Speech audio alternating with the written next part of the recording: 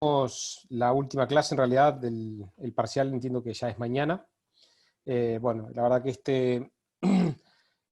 este primer parcial se nos vino un poco encima y no tuvimos demasiado tiempo para dedicarle a la bolilla 3 sobre supremacía. Entonces, bueno, quería por lo menos tener esta oportunidad de esta clase de hoy, aunque sea un día antes del parcial, para repasar, quizás puntear los puntos más relevantes de la bolilla. ¿Mm? Eh, bueno, saben que la bolilla 3 o el punto 3 aborda la cuestión sobre la supremacía de la Constitución, y este es un concepto realmente importante y trascendental para entender no solamente el derecho constitucional, sino también el derecho en sí mismo. Todo nuestro sistema político, jurídico, constitucional pende de este principio fundante básico.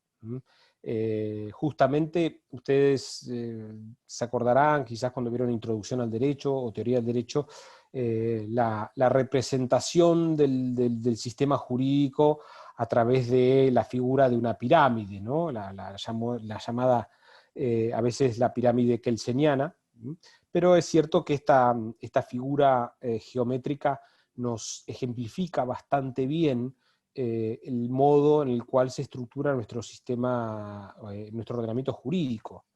Un ordenamiento jurídico no es simplemente un conjunto de normas, sino que es un conjunto de normas ordenadas y sistematizadas.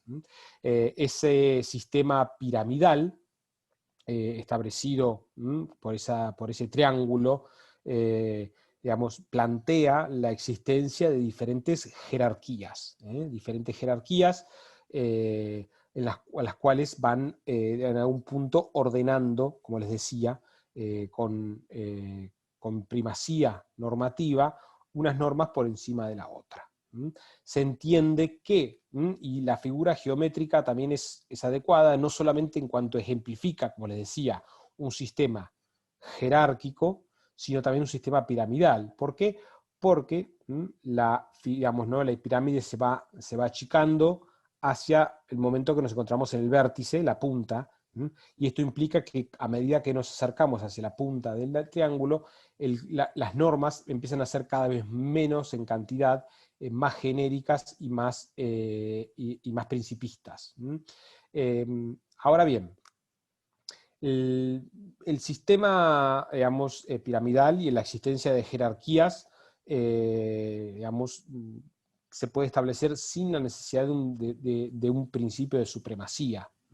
El principio de supremacía de la Constitución es quizás, de todas las diferentes cortes jerárquicos que podemos hacer en esa pirámide, no sé si ustedes pudieron descargar del aula global el PowerPoint o la presentación o el resumen que yo hice para el semestre pasado sobre la bolilla, sobre el principio de supremacía, y en ese mismo encuentran la figura de la pirámide, digamos, en la cual obviamente ahí se ve o se puede ejemplificar cómo esa pirámide tiene diferentes, como les decía, diferentes cortes, niveles de jerarquía. Ahora bien, el principio de supremacía es un principio que, como dice el doctor Jiménez, reposa básicamente en dos vertientes o en dos pilares. La jerarquía se entiende como soberanía y también como jerarquía. Obviamente, como jerarquía tiene que ver con que la Constitución es suprema, es decir, está por encima del resto del ordenamiento jurídico, pero también como soberanía. ¿Por qué como soberanía? Porque el principio de supremacía está directamente relacionado con la división entre el poder constituyente y el poder constituido. El principio de supremacía es el que genera ese corte que divide el poder constituyente del poder constituido. El sistema constitucional establece justamente un modelo en el cual la producción y la generación de normas constitucionales, aquellas normas que van a contener o van a tener el principio de supremacía, emanan de un poder constituyente y supeditan todo, digamos, su fuerza normativa y su jerarquía al poder constituido. Es una forma en la cual el sistema constitucional tiene de controlar que justamente el ejercicio del poder político, que el gobierno de turno o el partido o las mayorías políticas de turno no generen cambios constantes y reiterados de los sistemas constitucionales, de las normas constitucionales, digamos, cada 4 años o cada 8 años, cada vez que se van renovando. El principio de supremacía, como les decía, está directamente relacionado con, como dijimos, el poder constituyente, la división entre poder constituyente y poder constituido, y obviamente, indirectamente, o sea, directamente relacionado con eso también con el sistema de reforma de la Constitución. Entonces, el principio de supremacía, como les decía, es el que divide el poder constituyente del poder constituido. El principio, digamos, según como entiende el profesor Jiménez, el principio de supremacía, en sus dos vertientes, es decir, como soberanía y como jerarquía, impone interpretar y aplicar la Constitución como instrumento de gobierno, generando 3 subprincipios a tal fin. Es decir, el principio de supremacía se divide en 3 subprincipios, según entiende el doctor Jiménez, que emanan de ese principio genérico. En primer lugar, el principio de unidad, es decir, que actúa como herramienta para la estabilidad y persistencia del sistema constitucional. El principio de supremacía le da unidad al sistema constitucional y plantea un especie de corpus, un cuerpo normativo, una norma fundante básica, unida y sistematizada, y que a su vez, como les decía, ordena el resto del sistema jurídico hacia abajo. En segundo lugar, el segundo subprincipio, que emana del principio de supremacía, es el de razonabilidad, por el que se ponen límites a la habitual discrecionalidad que regula al sistema. O sea, evidentemente, no digamos, en segundo lugar, como decía, el de razonabilidad, en tanto que eso evita, como hemos dicho, que prime la discrecionalidad o la arbitrariedad, si se quiere, en el ejercicio del poder político. Es un límite, un claro límite, el principio de supremacía ofrece o plantea un claro límite a la discrecionalidad del ejercicio del poder político, más allá de las mayorías que pueda tener ese poder o la legitimidad democrática que pueda tener ese poder político. Y por último, el de control, es decir, dijimos entonces unidad, razonabilidad y control, los 3 subprincipios que se derivan del principio principal. El control, en el cual obviamente se trata del control recíproco del poder político del Estado. Lo vamos a ir viendo, pero también el principio de supremacía implica, y ahora lo vamos a detallar en sentido práctico, o sea, cuál es la consecuencia digamos, que emana de este principio, y es el control que ejerce nuestra Constitución hacia tanto, digamos, ¿no? Hacia todo lo que es la actuación del Estado, pública o privada, dentro de la esfera de jurisdicción de un Estado. Es decir, a través del principio de supremacía, se ejerce un control. Ahora lo vamos a ver. De ahí emana justamente, o sea, la gran consecuencia práctica jurídica del principio de supremacía, y es que del mismo emana justamente el sistema de control de constitucionalidad. Ustedes habrán escuchado hablar o habrán leído hablar de la inconstitucionalidad y del control de constitucionalidad, y de que los jueces deciden o decretan la constitucionalidad de un acto o de una norma. Y bueno, justamente ese poder de control de constitucionalidad emana, se deriva justamente del principio de supremacía. ¿Ok? Bien. ¿Qué más?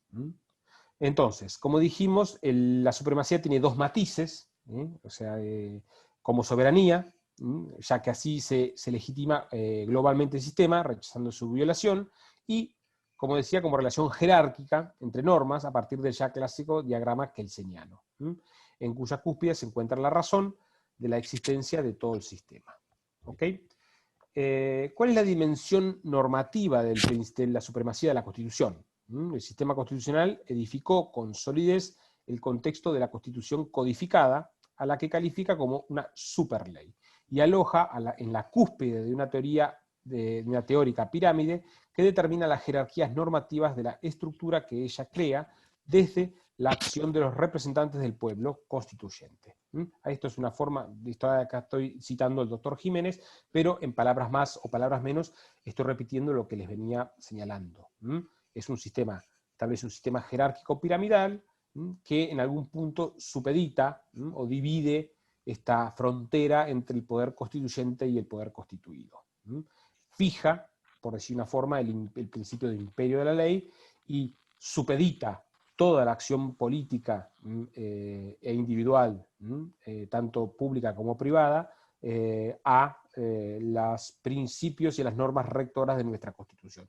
Absolutamente todos, los particulares, los funcionarios públicos, los gobernantes, todos estamos supeditados por el principio de supremacía de la Constitución.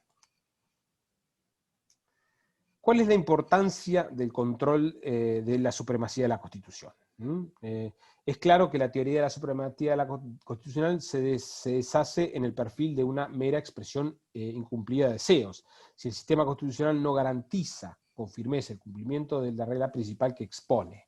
Es decir, como he dicho, muy lindo el principio de supremacía, pero si no tuviera una consecuencia práctica, se podría decir que es una especie de brindis al sol. Es decir, está muy lindo hablar de que la Constitución es suprema, pero ¿qué sucede si ese principio no se cumple? Entonces, esto significa que el control constitucional, se ejerce, o de esto se deriva justamente en la existencia de un sistema o un control de constitucionalidad. El control de la supremacía de la Constitución es una modalidad de defensa del sistema constitucional, por el que el órgano encargado de realizarla constata que las estructuras infraconstitucionales no contrarían la manda del texto supremo. Si se da esa contradicción, y una vez constatada, ella se desplaza, declarando la inconstitucionalidad del acto o norma en el que se funda. Dijimos acto o norma. Es decir, bajo el principio de supremacía y del control de constitucionalidad se controla, por decir una forma, como dijimos, tanto toda la actividad normativa del Estado, es decir, digamos, ¿no? las normas infraconstitucionales, pero también las actuaciones de los entes públicos como de los particulares. Y ahora lo vamos a ver en detalle.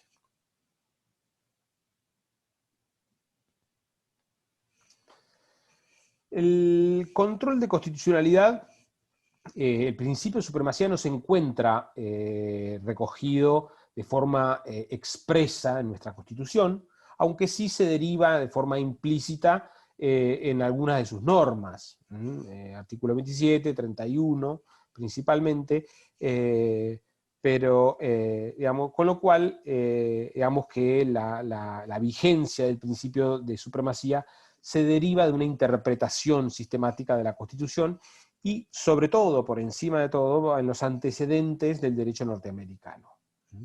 El principal antecedente que se cita, quizás uno de los primeros grandes fallos emanados de la Corte Suprema de Estados Unidos, tiene que ver con el precedente Marbury versus Madison. El precedente Marbury versus Madison de 1860 y pico, me parece.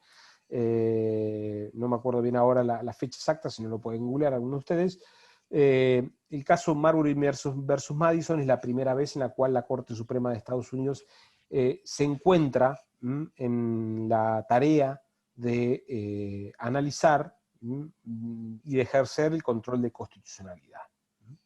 En ese caso, acá me dice Mateo Moix que es 1803. Bien, o sea, por eso digo uno de los primeros precedentes, gracias, del primer precedente de la Corte Suprema de Estados Unidos. En realidad el contexto fáctico acá tenía que ver justamente con, digamos, un juez de la Corte que había sido seleccionado por el proceso constitucional. En el interior hay un cambio de gobierno, y el nuevo presidente se niega a poner en funciones a este juez, el cual apela a la Corte Suprema, y la Corte Suprema en realidad, en cuanto a la resolución del caso, no viene a caso, o sea, no es importante. En realidad lo que la Corte decide y es que el Poder Ejecutivo tiene en última instancia la facultad de poner en funciones a un juez, y que ese acto es necesario justamente para que ese juez sea miembro de la Corte Suprema. Pero lo importante aquí en este caso es que la Corte Suprema fija las bases por primera vez de lo que es el control de constitucionalidad, y determina justamente que le corresponde al Poder Judicial ejercer el control de constitucionalidad. Porque evidentemente el principio de supremacía podría eventualmente ser ejercido por el poder político, por el Parlamento, o por cualquiera de los otros poderes. En el caso Marbury versus Madison, la Corte Suprema, y luego ese principio se traslada a prácticamente todas las cortes, a todos los sistemas constitucionales latinoamericanos, y luego del mundo, y obviamente es receptado en nuestro sistema constitucional, en el caso Sojo, por ejemplo, de 1887, o el Ertondo, de 1888.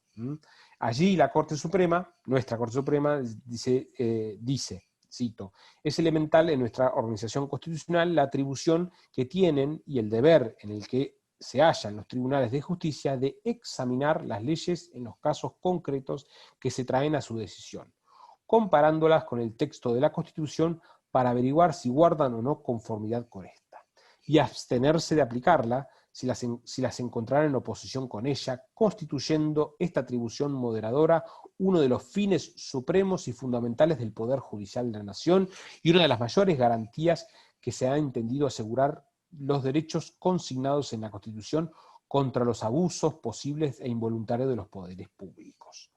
Es decir, la Corte Suprema, como les decía en esos precedentes, Sojo y el Ertondo principalmente, dijimos 1887, 1888, nuestra Corte Suprema recoge el guante, el precedente Marbury versus Madison, y determina, como les decía, que es uno de los principales fines de nuestro Poder Judicial ejercer el control de constitucionalidad. En la segunda parte, cuando veamos Poder Judicial, cuando analicemos un poco la función que se le asigna al Poder Judicial, vamos a indagar un poco más sobre el concepto de la administración de justicia, qué implica administrar justicia, porque es esta la principal función que ejerce nuestro sistema judicial. A través de un tercero imparcial, el Poder Judicial lo que realiza principalmente es administrar justicia. Ahora bien, nuestro sistema jurisdiccional plantea el deber y la potestad de todo nuestro sistema judicial de ejercer, como decir, una doble función. Por un lado, administrar justicia, y por otro lado, digamos, casi, como decir una forma, velar, tener presente, garantizar el principio de supremacía, ejercer el control de la Constitución. Como dijimos, el principio de supremacía se desprende de forma implícita en varias normas, artículos 5, 27, 28 y 31. Y también después del año 94, en el 99 inciso segundo y 75 inciso 22, en especial en materia de tratados de derechos humanos. Ahora bien, metámonos un poquito sobre lo que es el sistema de control de constitucionalidad. No tenemos tiempo, y lo voy a hacer bastante sencillo esto, por lo general esto lo solemos, necesitar un par de clases. El último artículo me preguntan, el último artículo dijimos el 75, inciso 22. El 75, inciso 2 e inciso 22. Habla de las potestades del Poder Legislativo del Congreso. De nada. Bien. Por lo general, como les decía, nosotros examinamos dentro de lo que son los diferentes sistemas de control de constitucionalidad. ¿Por qué? Porque digamos, en diferentes partes del mundo, en diferentes contextos nacionales, en diferentes sistemas constitucionales, se prevén diferentes formas o modelos para ejercer el control de constitucionalidad. Y estos modelos no se presentan de forma pura, pero digamos que sí que existen como dos grandes modelos, los cuales hoy por hoy ya prácticamente no existen, como les decía, de forma pura. Nosotros vamos a examinar principalmente lo que es el modelo o el sistema de control de constitucionalidad del sistema argentino. Decimos que digamos, un modelo o un sistema de control se caracteriza o se analiza según 4 parámetros. Vamos a analizar cada uno de ellos. ¿Okay? El primer parámetro para determinar un sistema de control tiene que ver con el órgano. Es decir, cuál es el órgano encargado de ejercer el control de constitucionalidad. Más o menos ya esto en relación con lo que vimos del caso Marbury versus Madison y de los precedentes de la Corte Suprema, Hoss, Sojo y Elertondo, ya sabemos que nuestro sistema es un sistema en cual reserva digamos, ¿no?, el control de constitucionalidad al órgano o al Poder Judicial. Pero puede haber modelos en los cuales el control de constitucionalidad sea llevado adelante por órganos no judiciales o incluso sui generis, es decir, de forma digamos, alternada.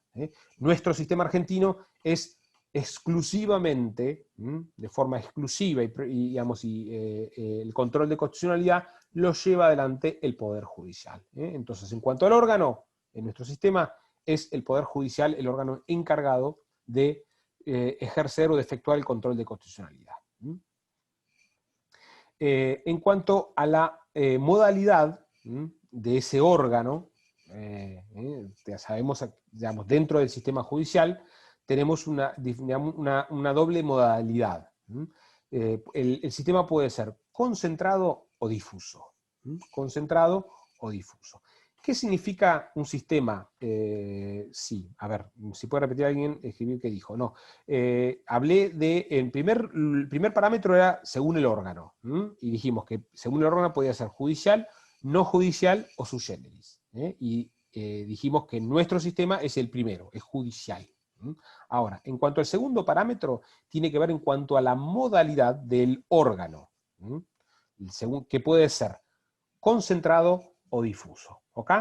Entonces, concentrado o difuso. ¿Qué es un sistema, digamos, de control concentrado? Es un sistema en el cual existe un órgano exclusivamente dedicado o abocado a ejercer el control de constitucionalidad. Es decir, existe lo que se denomina un tribunal constitucional. Es decir, hay un órgano que ejerce exclusivamente, tiene su función el control de constitucionalidad. Yo les dije hace un rato que nuestro sistema judicial, nuestro Poder Judicial ejerce una doble función. ¿Se acuerdan cuál era? Le dije, la administración de justicia y el control de constitucionalidad. Bien, en los sistemas concentrados esas dos funciones se ejercen de forma diferenciada. Un órgano ejerce el control de constitucionalidad y otro órgano, el Poder Judicial, ejerce la administración de justicia. Entonces, el sistema concentrado implica, dice, ¿es lo mismo especializado y concentrado? Sí, es lo mismo. Karina, es lo mismo. Son diferentes excepciones, pero es lo mismo. Digamos, entonces, un órgano concentrado es que existe un órgano, un tribunal. Si ustedes, por ejemplo, van y analizan, veamos ejemplos. Perú, Colombia, España, Italia, Alemania. En todos esos sistemas constitucionales tenemos Tribunal Supremo o Corte Suprema por un lado y Tribunal Constitucional al lado. Son como dos máximos tribunales. Digamos, dice, ¿y cuál es superior a cuál? En realidad, ninguno de los dos tiene jerarquía sobre el otro. ¿Por qué? Porque cada uno ejerce funciones diferentes. El Tribunal Supremo es la última instancia en todo lo que es la pirámide de la Administración de Justicia, y el Tribunal Constitucional es el que ejerce o el que tiene la última palabra en cuanto a la interpretación y control de constitucionalidad. En la práctica se dice que el Tribunal Constitucional vendría a ser como el tribunal más poderoso, porque en última instancia es quien controla o quien decide sobre la constitucionalidad, no solamente de las normas, sino de las actuaciones de gobierno. Y se dice, digamos, de hecho, quienes rechazan los sistemas concentrados, de hecho, por ejemplo, el doctor Jiménez no le gusta el sistema argentino, que es un sistema difuso, ahora lo vamos a explicar, porque en un sistema concentrado se cree que se le otorga demasiado poder a un único tribunal, a un único órgano, que en última instancia decide prácticamente todo aquello más relevante dentro del poder político de un Estado. Pero bueno, dijimos, tenemos un órgano concentrado, o la alternativa es un sistema difuso. ¿Qué es un sistema difuso? Es como nuestro sistema argentino, y no existe un órgano específico encargado de llevar adelante el control de constitucionalidad, y ese control se hace de forma difusa por todos y cualquiera de los órganos judiciales o jurisdiccionales del Estado. En nuestro sistema argentino, y esto siempre le preguntamos, ¿por qué? La Constitución es nacional y federal. Entonces uno suele preguntar, entonces, digamos, ¿cuáles son los jueces que tienen la potestad de ejercer el control de constitucionalidad? ¿Los jueces federales o también los jueces provinciales? La respuesta es Cualquiera. todos, exactamente, todos. No solamente los de la nación, sino también los de provincia. Es más, hasta un juez de falta, un juez municipal, podría eventualmente resolver una inconstitucionalidad. ¿Por qué? Porque, como les digo, es un sistema difuso. Todo órgano que ejerce una función jurisdiccional dentro de los límites del Estado argentino tiene la potestad y el deber de ejercer el control de constitucionalidad. La diferencia en un sistema concentrado, y es que en un sistema concentrado existe un único órgano que decide en única instancia y en última instancia. En nuestro sistema, al ser difuso, obviamente, si el que decide es un juez de primera instancia, esa decisión sobre la constitucionalidad va a ser revisada por el órgano de apelación. ¿Se entiende? Entonces, ¿qué es lo que puede pasar en un sistema difuso? Veamos, digamos, pros y contras. En un sistema concentrado, un órgano concentra el poder, tiene mucho poder, pero la ventaja es única palabra y palabra coherente. Nuestro sistema puede suceder, de hecho sucede todo el tiempo, que un juez de primera instancia dice que es inconstitucional, va a apelación a la Cámara dice que no lo es, y luego se apela, va a la Corte y dice que es. Entonces, es decir, hubo 3 pronunciamientos, todos diferentes, sobre un mismo tema. Y puede pasar que en una jurisdicción un juez tenga un criterio de que una norma es constitucional, otro juez tenga un criterio de que no es constitucional.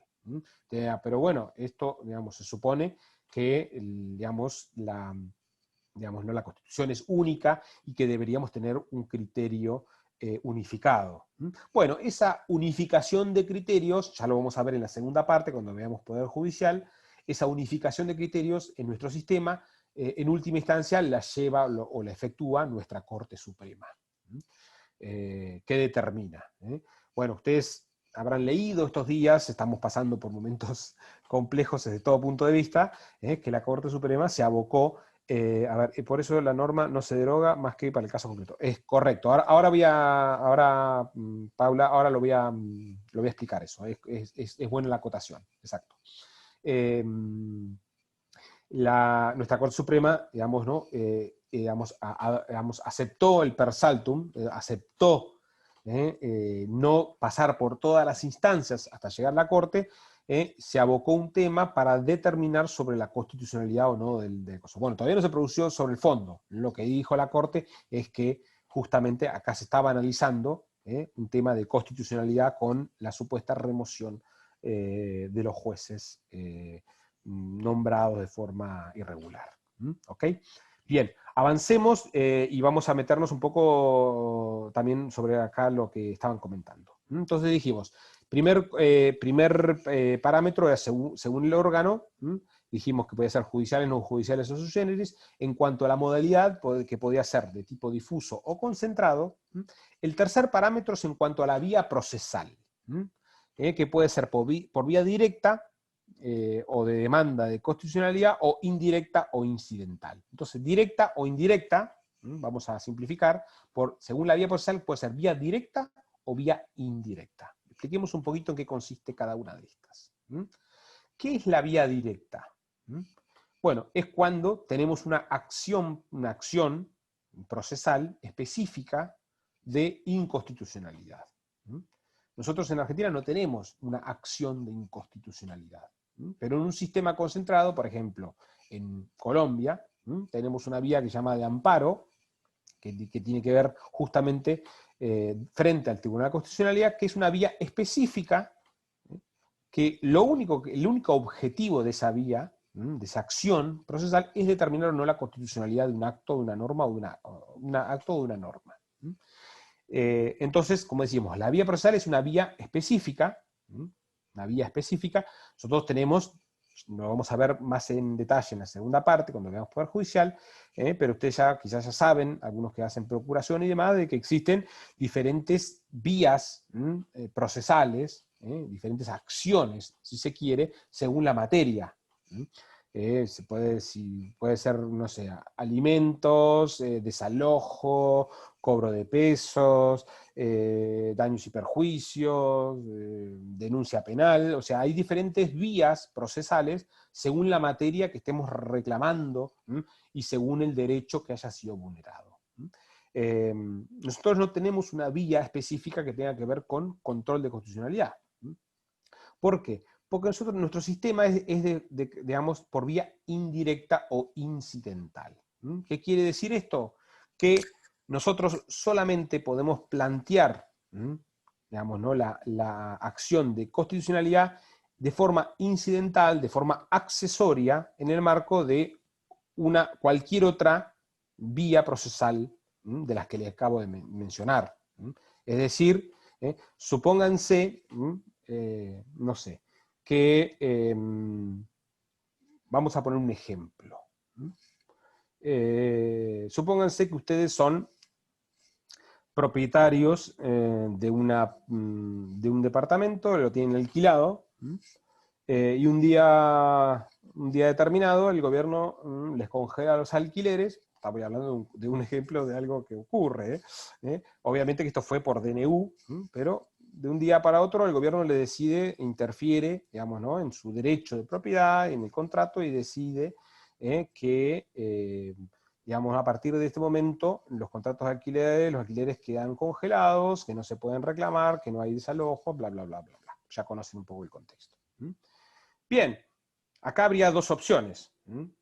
Primero, cualquier vecino de cualquier ciudadano argentino diga, ay, esto me parece un atropello, me parece inconstitucionalidad, entonces lo que voy a hacer es me voy a presentar ante la justicia y voy a solicitar la inconstitucionalidad de este decreto que afecta contra el derecho de propiedad que tiene tutela jurisdiccional.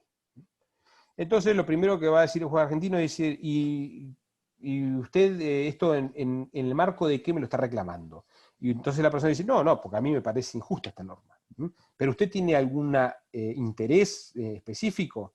No. Bueno, entonces no tiene legitimación, no tiene vía procesal, no tiene interés de reclamación, por más que le parezca inconstitucionalidad esta norma. Es decir, solamente podría alegar la inconstitucionalidad de esa norma aquel que tenga, digamos, que lo plantee en una vía correspondiente. Supónganse que inicien una acción de desalojo, entonces la otra parte le va a decir, le va a oponer, justamente acá señor, acá hay un DNU, una norma, que dice que usted no me puede desalojar en tiempo de pandemia. Entonces, ahí lo que yo podría hacer es plantear la inconstitucionalidad de ese decreto, en el caso de que yo lo plantee. Hoy por hoy se puede imaginar que tendría poca viabilidad, pero sería legítimo que un propietario plantee la inconstitucionalidad de ese decreto de necesidad de urgencia, afectando su derecho de propiedad. ¿Se entiende más o menos cómo es la diferencia? Es decir, no hay una vía directa, sino es una vía incidental. Es decir, yo lo puedo plantear en el marco de una acción procesal diferente a la de la inconstitucionalidad. Es de forma accesoria e incidental a la vía procesal principal. Eso nos lleva al cuarto parámetro para determinar el sistema de constitucionalidad. Dijimos que el primero tenía que ver con el órgano, el segundo tenía que ver con la modalidad del control, el tercero tenía que ver con la vía procesal, y el cuarto parámetro tiene que ver en cuanto al sujeto legitimado, es decir, la legitimidad. Y esto está relacionado con lo que mencionamos anteriormente, y es decir, quién tiene legitimación para solicitar o para peticionar la inconstitucionalidad. Bien, digamos, el sistema en cuanto a la legitimación, digamos, puede ser por tres vías. La legitimación, digamos, puede ser a través de una acción popular, es decir, que el legitimado sea cualquier ciudadano que considere que una norma o acto es inconstitucionalidad y que tenga legitimación simplemente por el hecho de ser ciudadano de la República. Una acción popular, porque es decir, a todo el mundo tiene un interés en velar por el principio de supremacía de la Constitución y tendría legitimación para, digamos, peticionar la inconstitucionalidad. Ese es el modelo que se aplica en un sistema concentrado, por ejemplo, en el caso de Colombia. En Colombia, cualquier ciudadano se presenta ante la Corte Suprema, acciona, porque tiene una vía directa, porque por eso le decía, acá fuimos distinguiendo diferentes opciones, pero en general casi todas estas opciones se suelen dar en un mismo modelo. ¿Qué quiere decir con esto? La legitimación va a estar relacionada con la vía procesal, va a estar relacionada con la modalidad del órgano y con el tipo de órgano. Entonces, un sistema de concentrado va a ser por vía directa y va a ser por legitimación popular. Un sistema difuso va a ser por vía incidental y por legitimación, digamos, del afectado. Es decir, entonces acá vimos, en cuanto a la legitimación, ahora estamos viendo la acción popular, es decir, que cualquier persona tenga legitimación para peticionarlo. La segunda opción de legitimación tiene que ver con el directamente afectado por la norma, que es nuestro sistema. Nosotros, para poder peticionar una inconstitucionalidad, tenemos que demostrar un interés, una afectación directa de esa norma o acto. Hay que demostrar la legitimación, justamente procesal, para poder plantearla. Como les decía en el caso recién de los alquileres, yo no solamente voy a tener que hacerlo en una vía procesal de forma incidental, sino que además voy a tener que demostrar una legitimidad, una afectación. Tengo que demostrar que no solamente tengo interés en peticionar esa inconstitucionalidad, sino que además esa inconstitucionalidad me afecta en mis derechos. Esto tiene que quedar bien planteado. Pero también, en cuanto al sujeto legitimado, también existe una tercera vía que tiene que ver con la legitimación de ciertos órganos de representación popular. Y es decir, cuando la legitimidad no es de cualquier persona, no es necesariamente el directamente afectado, sino que también se le permite una cierta legitimación a algunos órganos que tienen representación popular. ¿Quiénes serían esos órganos que tienen representación popular? Bueno, por ejemplo, los defensores del pueblo, el ombudsman, o en algunos casos digamos, el Ministerio Público.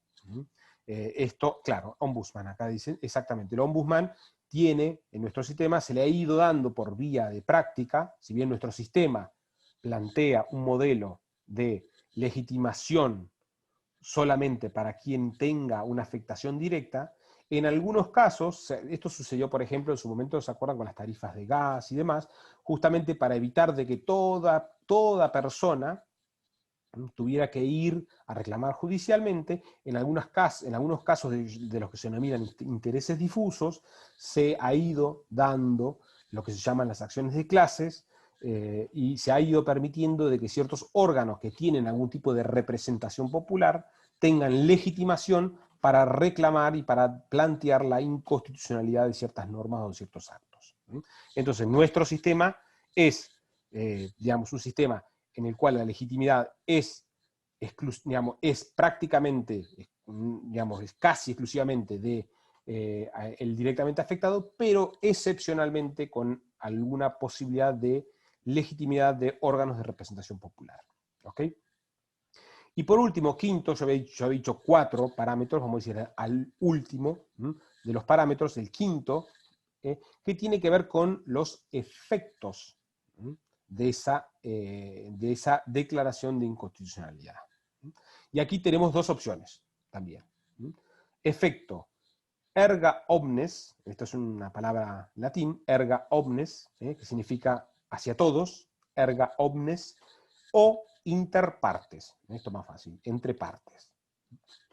¿Qué significa un efecto erga omnes?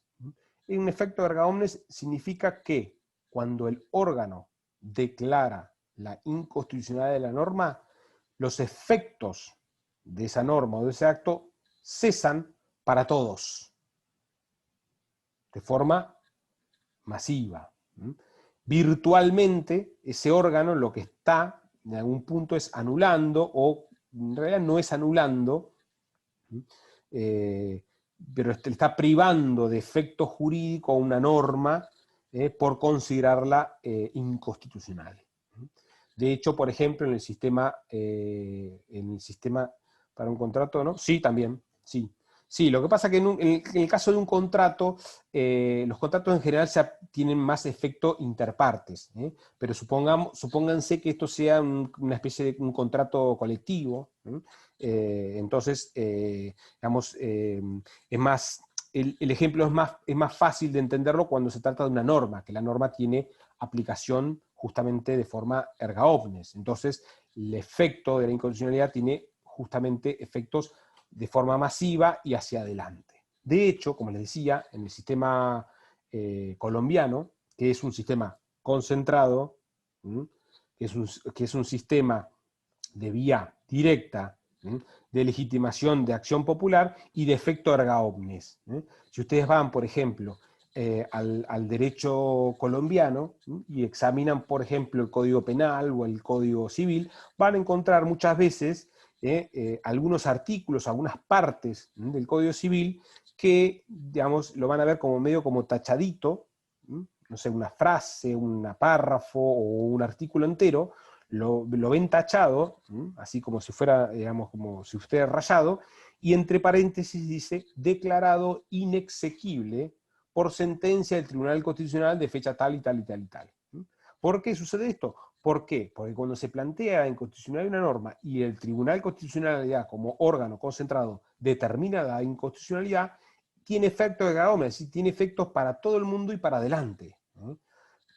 Otra de las críticas que, por ejemplo, formula el doctor Jiménez y algunos constitucionalistas a los sistemas de control concentrado, tiene que ver con que estos tribunales tienen demasiado poder, porque en algún punto lo que hacen es derogar los efectos jurídicos de las normas emanadas del Poder Legislativo. Y entonces algunos entienden de que esto es un poder que, digamos, traspasa, por decir una forma, el control recíproco de las potestades, digamos, de los poderes del Estado. En nuestro sistema, el modelo argentino no es de efecto erga omnes, sino del otro, es decir, del efecto interpartes. ¿Qué significa esto? Que, digamos, justamente que nuestro sistema plantea que la inconstitucionalidad solamente tiene efecto entre las partes que intervinieron en ese proceso, en ese procedimiento. Atento que nuestro sistema se plantea por vía incidental en el marco de un proceso, tendremos que ver quiénes son partes en ese proceso y la declaración de inconstitucionalidad tendrá efecto solamente en quienes son partes en ese proceso. Como les decía, esto puede ser que sobre una misma materia y sobre una misma norma, dos jueces digan lo mismo. Perdón, os digo, digan cosas diferentes. Y entonces, para una persona, una norma es constitucional y para otra no lo es. Esto generó, por ejemplo, una de las críticas de nuestro sistema, que es difuso por vía incidental, de legitimación por el afectado y de efecto interpartes, nuestro modelo, por ejemplo, ha generado algunos problemas prácticos. Por ejemplo, ¿se acuerdan en su momento con el tema del corralito? En el 2001, cuando se congelaron los ahorros. ¿Qué es lo que pasó? Bueno, al principio se empezó a plantear la inconstitucionalidad hasta que en algún momento varios jueces empezaron a decretar la inconstitucionalidad de esa norma, que en realidad era una circular o una resolución del Ministerio de Economía, que ordenaba a los bancos a no devolver los ahorros. Y entonces se empezó a generar como, un entendimiento de la inconstitucionalidad de esa norma. Entonces ustedes dirán, bueno, pero entonces todo el mundo recuperó los ahorros. No. La gente, para poder recuperar los ahorros, tenía que ir a un juez, iniciar una acción. El juez lo único que hacía era casi una especie de proceso administrativo, porque todo el mundo, ¿no?, hacía lo mismo, pero, era necesario, eso generó una catarata de acciones judiciales y un colapso del sistema judicial. Lo mismo sucede en muchos casos con las demandas previsionales, es decir, cuando normas, de aplicación masiva, se empiezan a declarar su inconstitucionalidad, y eso genera que en nuestro sistema, por más de que varios jueces, o inclusive la Corte Suprema, haya decidido sobre la constitucionalidad o no de una norma, ese precedente no es vinculante para los otros jueces y tampoco tiene efecto más allá de las partes en un proceso. Entonces, recapitulando, dijimos, nuestro sistema, el sistema argentino es un sistema de control judicial, difuso, de vía incidental, con legitimación directa del afectado y de efecto interpartes. ¿Ok? Simplemente. ¿Puede repetirlo, por favor? Otra vez, vamos. Nuestro sistema, el argentino, es un sistema de control judicial, primer parámetro. Segundo, de tipo difuso. Tercero, de vía incidental o indirecta. Cuarto, de legitimación directa al afectado, de legitimación directa al afectado. Y quinto, de efecto interpartes. ¿Ok? Aún cuando eso se lleva a cabo a través de órganos de representación popular, sigue siendo No, interparte. ahí hay un sistema, por eso les decía, nuestro sistema es principalmente con las características que les dije, pero por la práctica se ha ido, por eso le digo que hoy por hoy ya no existen modelos puros. Yo les diría, nuestro sistema tiene esas características y, por ejemplo, el modelo colombiano vendría a ser como el antagónico al nuestro, vendría a ser judicial, obviamente también, pero es concentrado de vía directa, de legitimación popular y de efecto erga omnes. Pero, por ejemplo, si vamos al sistema peruano, Perú tiene una integración de los dos sistemas.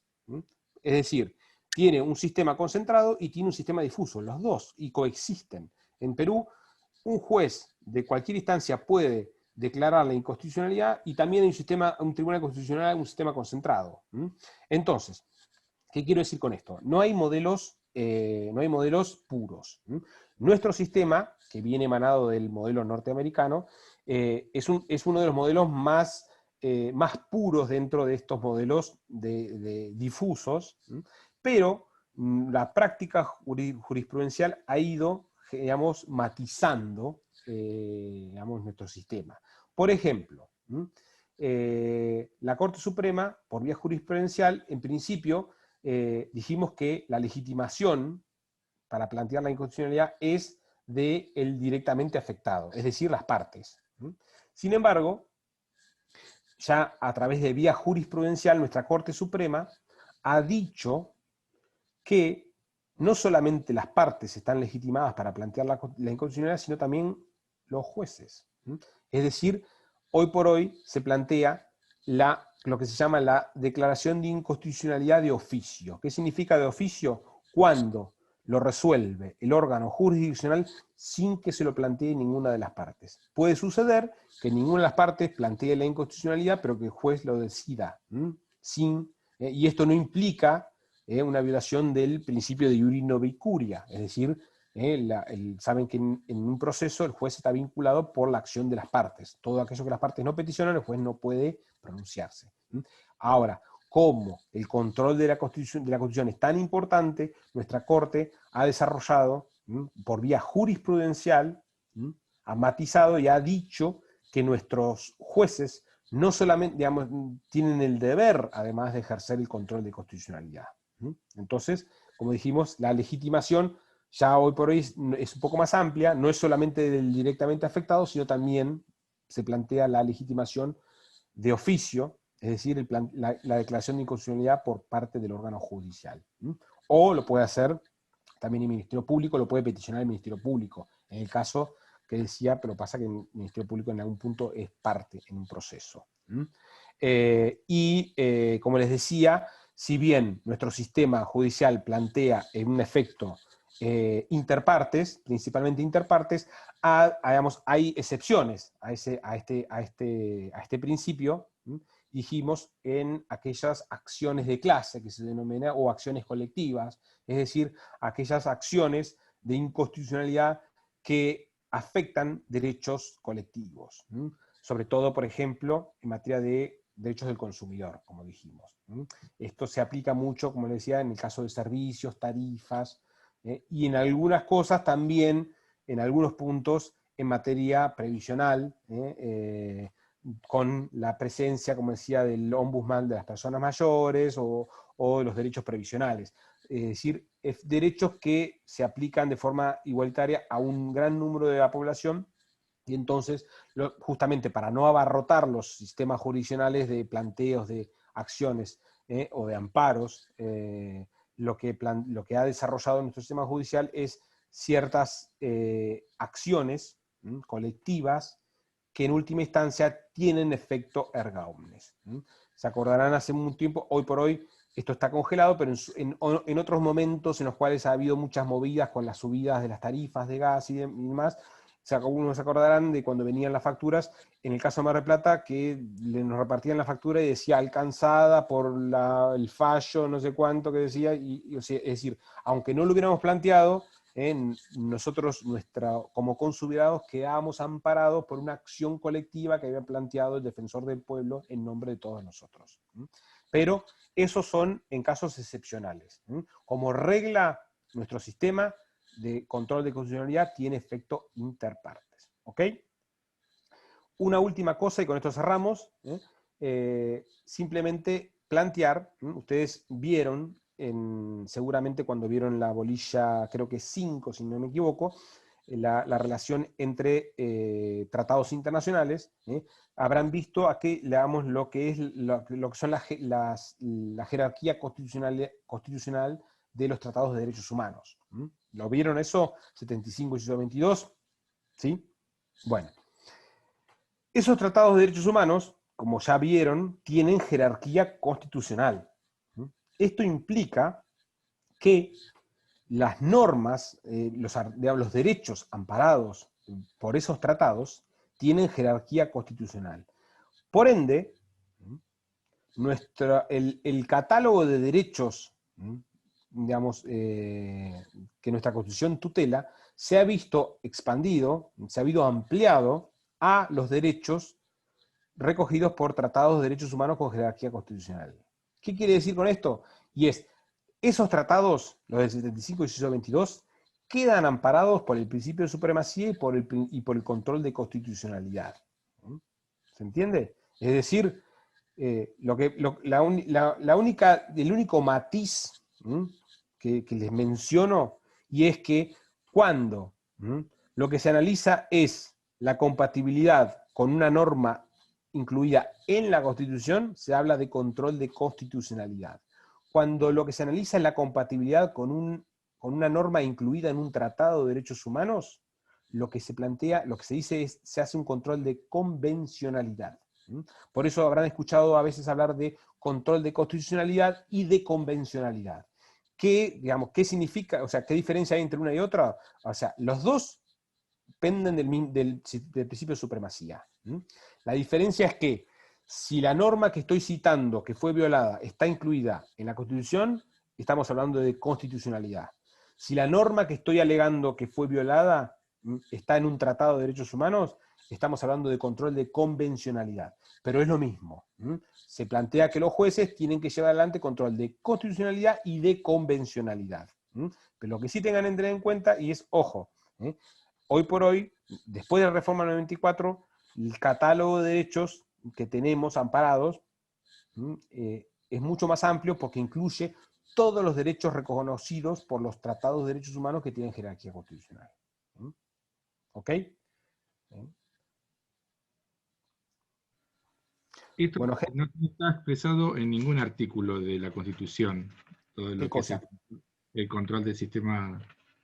No, dijimos que el principio de supremacía emanaba de artículos el 5, el 27, el 28, el 29, el 31, y también el 75, inciso 5, y 75, inciso 22. Pero no hay ningún artículo que diga específicamente hable de la supremacía de la Constitución. De hecho, el 31 dice, esta Constitución, los tratados internacionales y las leyes del Congreso son ley suprema. Habla de supremacía, pero nos pone en un plano de igualdad leyes del Congreso, Constitución y tratados. Y sabemos que no tienen la misma jerarquía. Pero me refiero a los órganos, la modalidad, la vía No, procesal, no. eso tampoco. O sea, podría ser. Todo eso se fue generando por vía jurisprudencial, por la práctica jurisprudencial. El día de mañana podría crearse un tribunal constitucional. Absolutamente, no habría ningún problema, pero tendría que ser a través de una reforma de la Constitución, obviamente, porque para crear un órgano que sea encargado de ejercer el control, tendría que ser a través de una reforma de la Constitución. Pero sí podría ser, tranquilamente. ¿Ok? Bueno, creo que va a ser multiple choice, si no mal lo entiendo, mañana. No creo que sea muy complejo. Yo creo que con estos temas que hemos desarrollado en nuestras clases, tanto de la bolilla 2 como de la bolilla 3, no van a tener sorpresas. Y bueno, si repasan un poquito las clases y los materiales que tenemos subidos en la global, no deberían tener problema. Así que bueno, nada, les agradezco estar presentes hoy. Yo sé que es el día anterior al examen y muchos, bueno, lo están usando para estudiar, pero bueno, les deseo mucha suerte a todos y todas, y bueno, que les vaya bien a todos, ¿ok? Y buenas noches a todos. Muchas gracias. Buenas noches.